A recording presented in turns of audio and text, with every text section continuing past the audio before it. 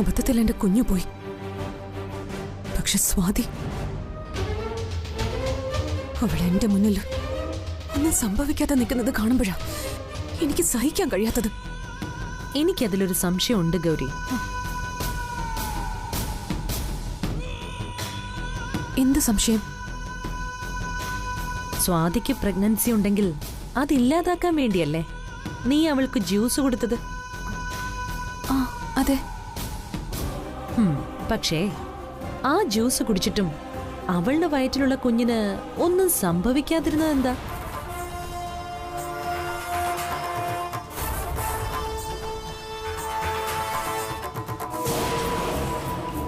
അതേസമയം ആ ജ്യൂസിന്റെ ബാക്കി കുടിച്ച് നിന്റെ പ്രഗ്നൻസി അബോർഷനായി. അതിനർത്ഥം സ്വാതി ഗർഭിണി അല്ലാന്ന് തന്നെയല്ലേ?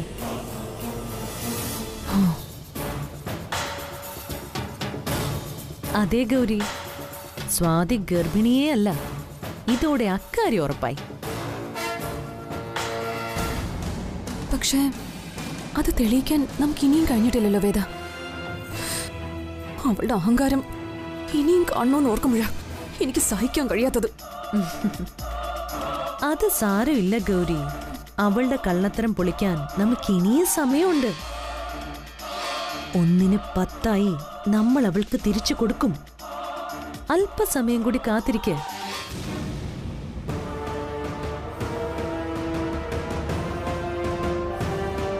അവളുടെ ഗർഭം മാത്രമല്ല നമുക്ക് പൊളിക്കേണ്ടത്, ഈ വീട്ടിൽ അവളുടെ അധികാരം കൂടിയാ നമുക്ക് അവസാനിപ്പിക്കേണ്ടത്. അതിനുള്ള എല്ലാ പദ്ധതിയും തയ്യാറാക്കിയിട്ടാ ഞാനിപ്പോ വന്നിരിക്കുന്നത്. ഒരു വല്ലാത്ത ഭാഗ്യമുള്ള ജന്മം അവളുടേത്. അല്ലെങ്കിൽ ഇതിലവള് കുടുങ്ങിയേനെ. അതൊക്കെ നമുക്ക് ശരിയാക്കാം. നീ സമാധാനമായിട്ടിരിക്കേ. ആട്ടെ, ഭാനുമതിയമ്മ എവിടെ? ഇതിനിടയ്ക്ക് അച്ഛൻ വന്ന് അമ്മയെ തിരിച്ചു കൊണ്ടുപോയി. ഇല്ലെങ്കിൽ പുതിയ എന്തെങ്കിലും ബുദ്ധി അമ്മ കണ്ടുപിടിച്ചേനെ. അത് സാരമില്ല ഗൗരി, നമുക്ക് അമ്മയെ തിരിച്ചു കൊണ്ടുവരണം. അമ്മയും കൂടി ഉണ്ടെങ്കിലേ നമുക്കൊരു ഉഷാറുള്ളൂ. വേദേ, എന്ത് ചെയ്തിട്ടായാലും ശരി അവളുടെ കള്ളഗർഭം നമുക്ക് പൊളിച്ചേ പറ്റൂ.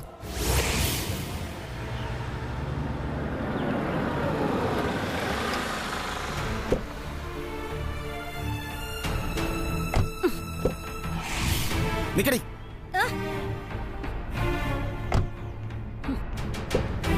അകത്തേക്ക് കയറാൻ വരട്ടെ. ചില കാര്യങ്ങൾ തീരുമാനിച്ചിട്ട് നീ വീടിനകത്തേക്ക് കയറിയാൽ മതി. നിനക്ക് എത്ര വയസ്സുണ്ടടി? നിന്റെ നിലയും വിലയും സ്ഥാനവും എന്താണെന്ന് വല്ല ഓർമ്മയും നിനക്കുണ്ടോ? എനിക്കെല്ലാം നല്ല ഓർമ്മയുണ്ട്. അതൊന്നും ഓർമ്മയില്ലാത്ത സതുവേട്ടനാ. അതുകൊണ്ടല്ലേ അത്രയും പേരുടെ മുമ്പ് വെച്ച് എന്നെ തല്ലിയത്. അത് ഒരു അന്യ വീട്ടിൽ വെച്ച്. ഞാൻ എന്റെ മോന്റെയും മരുമകളുടെയും കൂടെ കുറച്ച് ദിവസം ജീവിച്ചല്ലേ നിങ്ങൾ അതിനെ തല്ലിയത് അല്ലേ?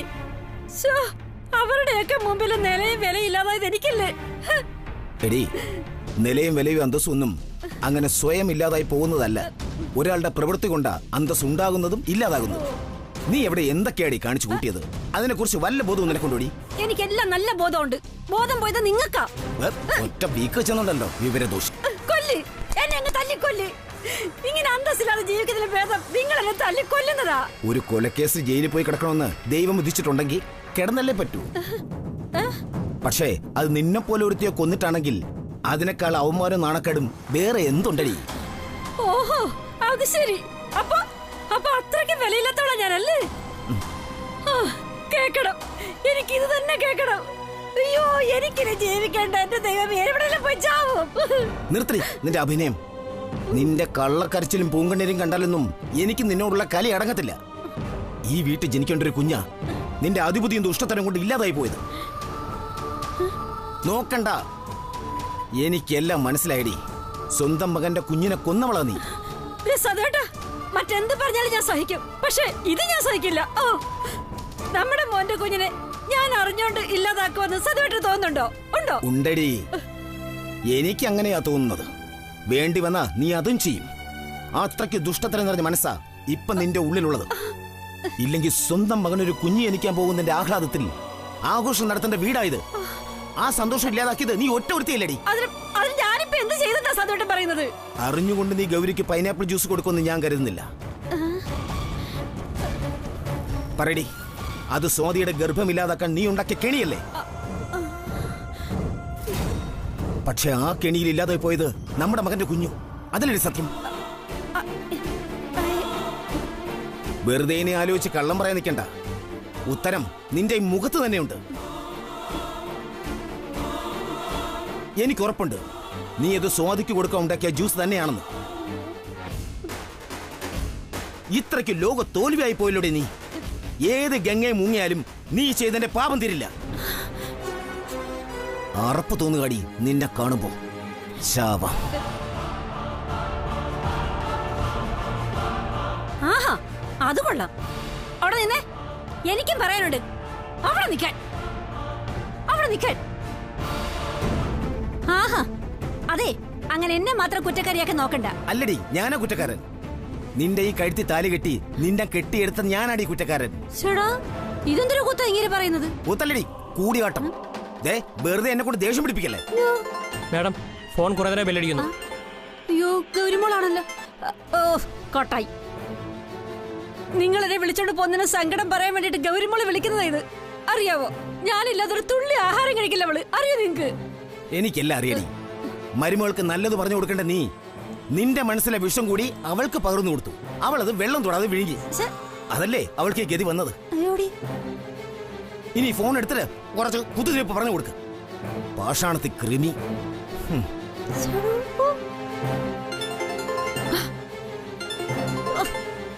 ഇവളോട് ഞാൻ പറഞ്ഞു ജ്യൂസ് എടുത്ത് കുടിക്കാൻ.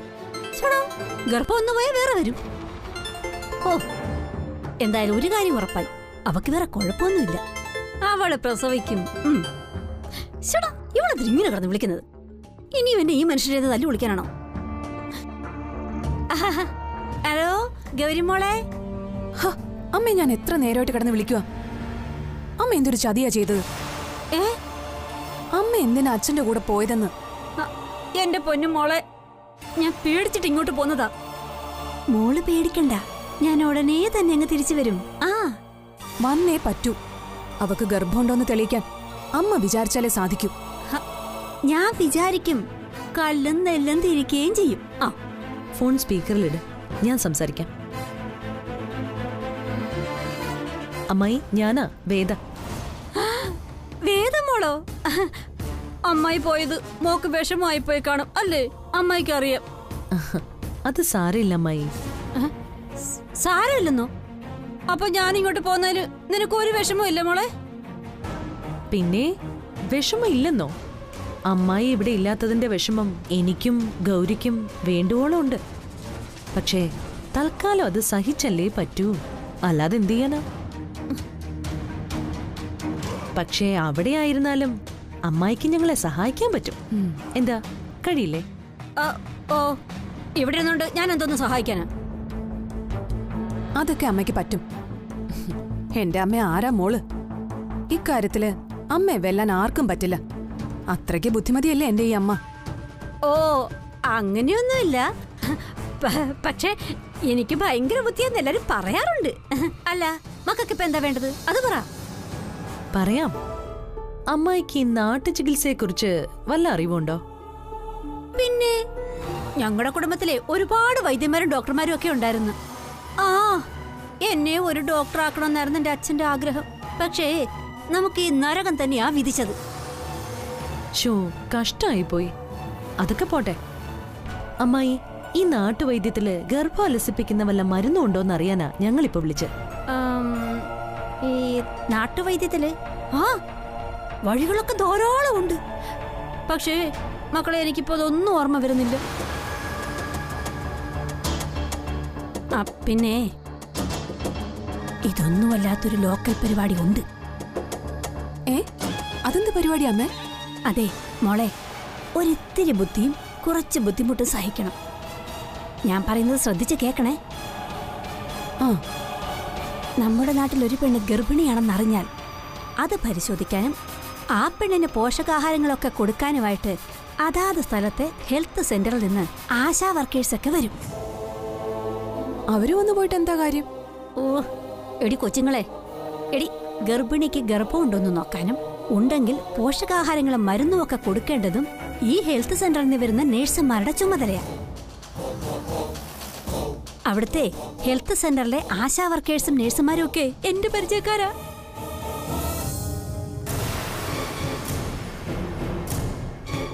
ആ, നീ ഒരു കാര്യം ചെയ്, ഉടനെ ചെന്ന് ഹെൽത്ത് സെന്ററിൽ പോയി ആ നേഴ്സുമാരെ കാണ്.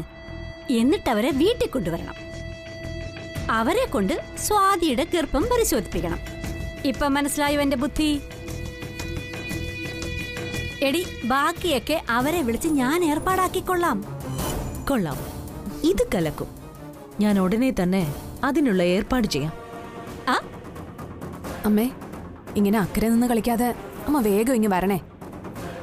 നീ പേടിക്കണ്ട മക്കളെ. ഈ സതുവേട്ടനെ എങ്ങനെങ്കിലും ഞാനൊന്ന് മയക്കിയിട്ട് ഞാൻ പെട്ടെന്ന് തിരിച്ചു വരാം. അതിനു മുമ്പ് നിങ്ങൾ ആ നേഴ്സുമാരെ പോയി കാണാൻ നോക്ക്. ശരി അമ്മായി. ആ ഗൗരി, ഇത് നല്ല ഒന്നാന്തര ഐഡിയ. നീൽ ഷൂട്ടിംഗ് കഴിഞ്ഞ് വരുന്നതിന് മുൻപ് നമുക്കിത് നടപ്പിലാക്കണം. അവളുടെ വയറ്റിലൊരു കുഞ്ഞു വളരുന്നുണ്ടോന്ന് നമുക്കറിഞ്ഞേ പറ്റൂ.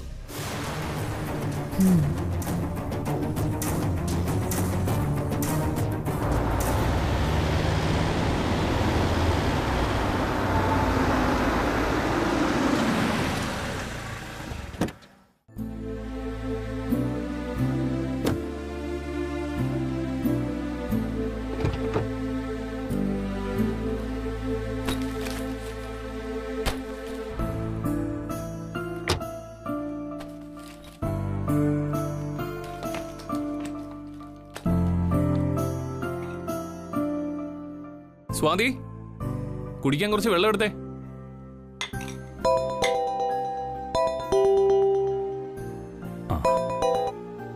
ഹലോ ബോബിച്ചായ.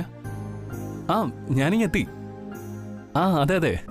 ഏയ്, ഇല്ലില്ല, ഒരു കുഴപ്പമില്ല. അതൊന്നും സാരമില്ലെന്നേ. അതൊക്കെ ഞാൻ ഏറ്റു. നിങ്ങൾ ഡേറ്റ് ഫിക്സ് ചെയ്തിട്ട് എന്നോടൊന്ന് പറഞ്ഞാൽ മാത്രം മതി. നോ പ്രോബ്ലം ചായ. ഓക്കെ.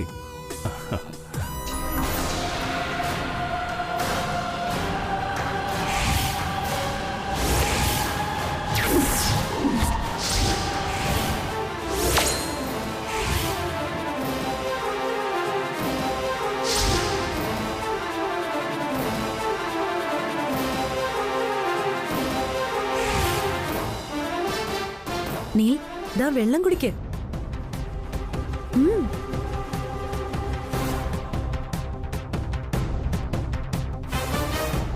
എന്താ, ഞാൻ കൊണ്ടുവന്ന നീല് വെള്ളം കുടിക്കില്ലേ? ഒരിക്കൽ ഹൃദയം തുറന്ന് നീല് സ്നേഹിച്ച പെണ്ണല്ലേ ഞാൻ. ഒരു ഗ്ലാസ് വെള്ളം തരാനുള്ള അവകാശമൊക്കെ ഇപ്പോഴും എനിക്കുണ്ട്. വാങ്ങി കുടിക്ക് നീൽ.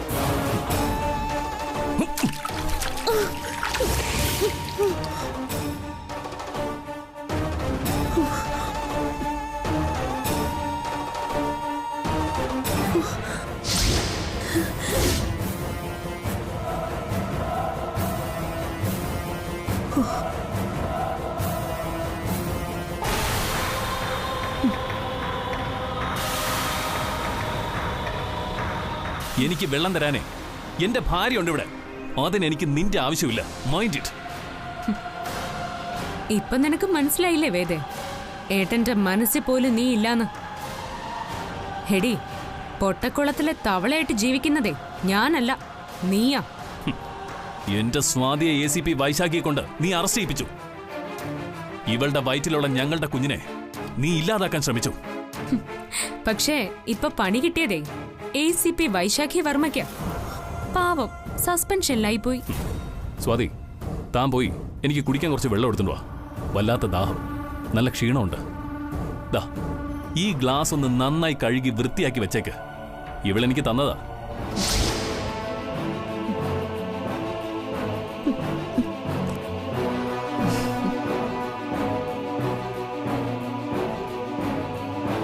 നീലിന്റെ മനസ്സിൽ എന്നോട് ഇത്രയ്ക്ക് വെറുപ്പുണ്ടായിരുന്നോ?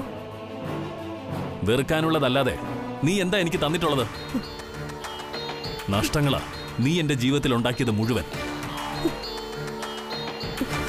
അതൊന്നും ഇനി ആവർത്തിച്ച് പറയാൻ എനിക്ക് താല്പര്യമില്ല.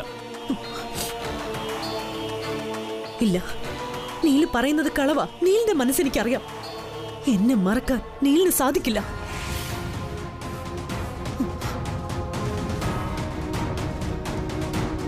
എന്റെ മുന്നിൽ നീൽ അഭിനയിക്കരുത്. എനിക്കത് തിരിച്ചറിയാൻ സാധിക്കും. നീൽ എന്റെ ജീവിതം നഷ്ടപ്പെടുത്തിയത് നീലാണ്. എനിക്കെന്റെ ജീവിതം തിരികെ തന്നേ പറ്റൂ. നീലിനൊപ്പം ജീവിക്കേണ്ടവൾ ഈ ഞാനാ. നിനക്ക് മുഴു ഭ്രാന്താ. അതെ, ഭ്രാന്താണ്. ആ ഭ്രാന്തിന്റെ അടയാളമായി ഞാനൊരു താലി സൂക്ഷിച്ചു വെച്ചിട്ടുണ്ട്. ഓർമ്മയുണ്ടോ നീലിന് ആ താലി ഏതാണെന്ന്?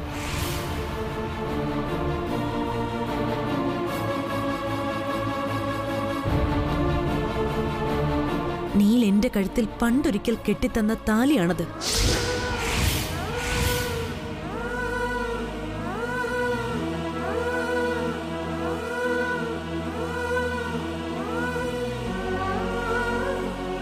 എന്റെ ജീവൻ രക്ഷിക്കാനായി ഒരു കൊല്ലത്തെ സമയത്തിലേക്ക് എന്നിൽ നിന്ന് അകന്നു പോകുമ്പോ മാരിയമ്മൻ കോവിലിന്റെ മുന്നിൽ വെച്ച് നീൽ എന്റെ കഴുത്തിൽ കെട്ടിത്തന്ന ആ താലി മറക്കാൻ നീലിന് സാധിക്കോ?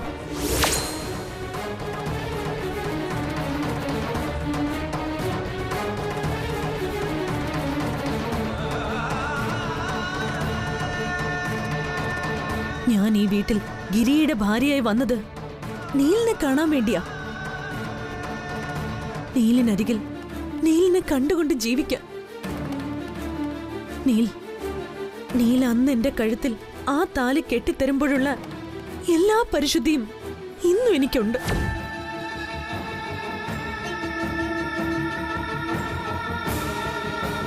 ഗിരി എന്റെ ജീവിതത്തിലൂടെ കടന്നുപോയ ഏതോ ഒരു വഴിപോക്കം മാത്രമായിരുന്നു. ഞാൻ ഇന്നും കാത്തിരിക്കുന്നത് നീലിന് വേണ്ടിയാണ്. ഏട്ടാ, ദാ വെള്ളം.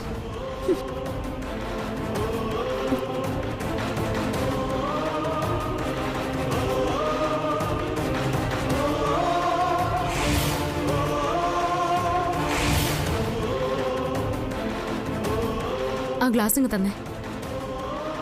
ഇനി ഏട്ടൻ ചെന്ന് കുളിച്ച് ഫ്രഷ് ആവ്. ഞാൻ ബാഗും കൊണ്ടുവരാം.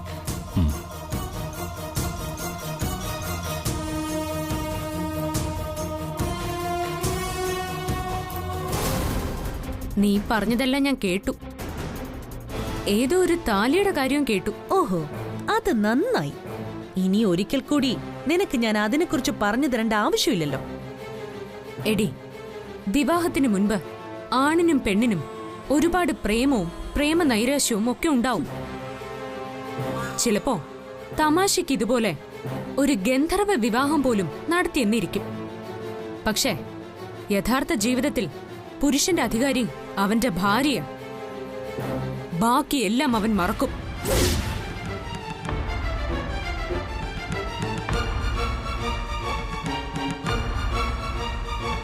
എന്റെ ഭർത്താവായ നീൽ വേദ എന്ന വിഷവിത്തിനെ എന്നെ മനസ്സിൽ നിന്ന് കുടിയിറക്കി വിട്ടുകഴിഞ്ഞു. ഏട്ടന്റെ ജീവിതത്തിൽ അധികാരിയായിട്ട് ഇപ്പൊ ഞാൻ മാത്രമേ ഉള്ളൂടി. കൊള്ളാം നിന്റെ പ്രസംഗം. പക്ഷേ അത് ഈ വേദയോട് വേണ്ട. ഞാൻ ഒരിക്കലും നീലിനെ വഞ്ചിച്ചിട്ടില്ല. പക്ഷെ നീയോ, നിന്റെ ഈ വയറ്റിലൊരു കുഞ്ഞുണ്ടെന്ന് കളവ് പറഞ്ഞ് ഓരോ നിമിഷവും നീ നീലിനെ പറ്റിച്ചോണ്ടിരിക്കല്ലേ?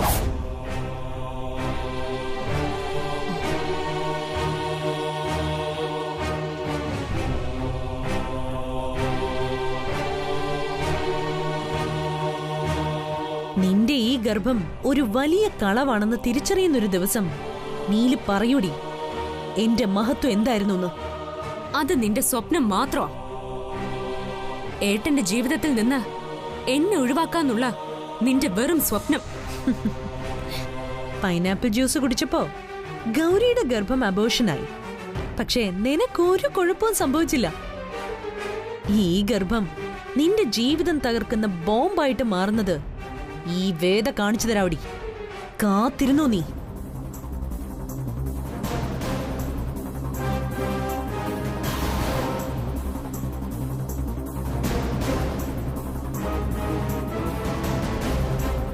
ഞാൻ ഈ വീട്ടിലേക്ക് തിരിച്ചു കയറി വന്നത് വെറുതെ അല്ല. മാരിയമ്മൻ കോവിലിന്റെ മുന്നിൽ വെച്ച് പണ്ട് നീൽ എന്റെ കഴുത്തിൽ കെട്ടിത്തന്ന ആ താലി മുറുകെ പിടിച്ചു തന്നെയാ. നീല് തന്നെ അതെന്റെ കഴുത്തിൽ കെട്ടിത്തരികയും ചെയ്യും. നോക്കിക്കോ നീ.